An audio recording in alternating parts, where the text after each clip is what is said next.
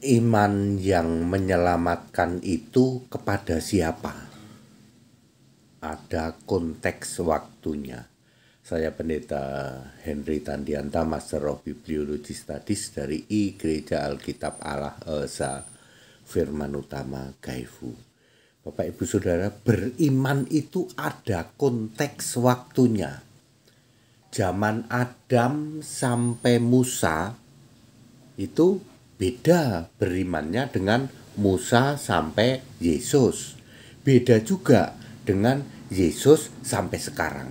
Nah, mari akan kita bahas ya, beriman yang menyelamatkan itu kepada siapa? Satu, kita lihat di era Adam sampai Musa. Ya, waktu itu belum ada agama, waktu itu belum ada Taurat, maka iman yang menyelamatkan adalah iman kepada Tuhan huruf besar semua, ya, kepada Tuhan T huruf besar, UHAN huruf kecil, Allahnya huruf besar semua. Di dalam Kejadian 15 ayat 2, Tuhan Allah, T-nya huruf besar, UHAN huruf kecil, Allahnya huruf kapital semua. Itu era Adam sampai Musa, belum ada Taurat, belum ada agama ya. Di situ Allah menyatakan kepada Abraham, Ishak, Yakub, aku menyatakan diri sebagai Tuhan Allah yang Maha Kuasa. Jadi di era Adam sampai Musa, Tuhannya T-nya huruf besar, UHAN huruf kecil, Allahnya kapital semua. Itu era Adam sampai Musa. Beda dengan era Musa sampai Yesus. Ya, iman yang benar itu kepada Tuhan, kali ini dibalik. Tuhannya huruf besar semua, Allahnya A huruf besar, LLAH huruf kecil. Itu iman kepada Yahweh ya. Ya, jadi Adam sampai Musa belum menyatakan diri sebagai Yahweh, tetapi menyatakan diri sebagai Allah yang Maha Kuasa. Keluaran 6 ayat 3. Jadi ada era waktu ya.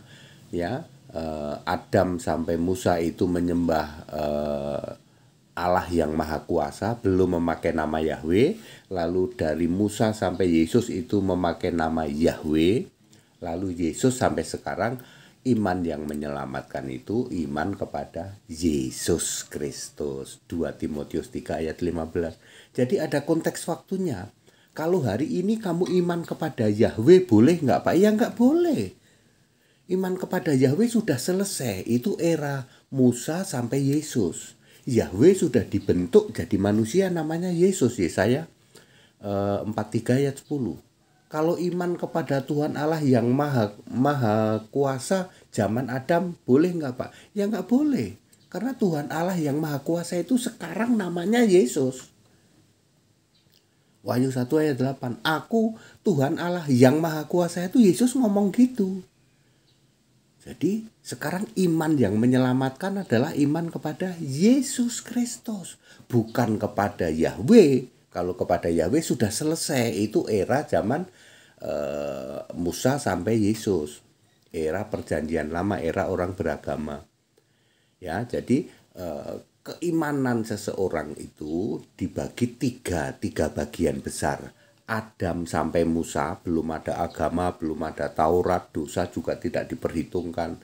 Iman itu harus kepada Allah yang Maha Kuasa. Di Alkitab ditulis Tuhan, T-nya huruf besar, UHAN huruf kecil, Allahnya kapital. Kejadian 15 ayat 2. Kemudian di era orang beragama, Musa sampai Maleaki, iman yang benar itu kepada Tuhannya huruf besar, Allahnya A huruf besar, LLAH huruf kecil. Ya, Tuhan Allah ya. Itu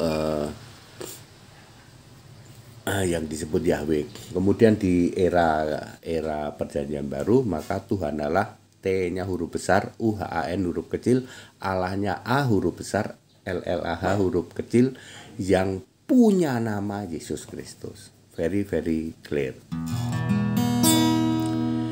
Iman yang bisa jamin surga hanya di dalam Kristus Yesus.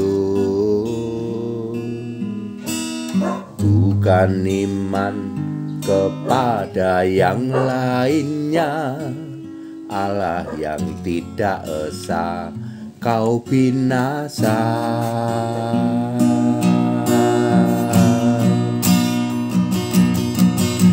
Allah yang benar, hidup yang kekal, hanya ada di satu nama, Yesus Kristus lah Tuhan dan Allah. Tiada yang lain bisa jamin surga. Jadi iman yang benar itu iman kepada Yesus Kristus. Iman kepada Bapa gimana Pak? No way. Iman kepada Bapa, Anak, dan Roh Kudus, Bapa, Putra, Roh yang dikudus-kuduskan, no way.